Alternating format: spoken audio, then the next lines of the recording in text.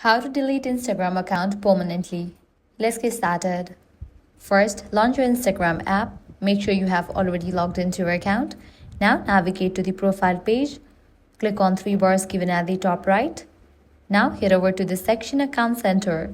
Then navigate to the option Personal Details. Click on the option Account Ownership and Control. Click on the option Deactivation or Deletion. Select Delete Account. It is permanent.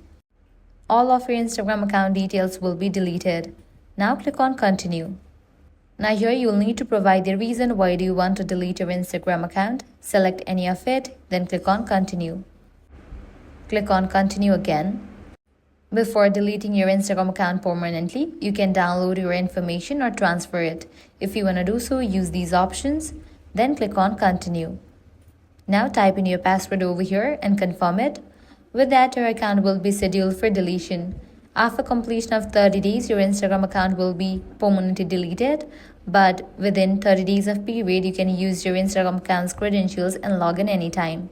So that's all for this video. This way you can delete your Instagram account permanently. If this guide helped you out, don't forget to like, share and subscribe. Thanks for watching.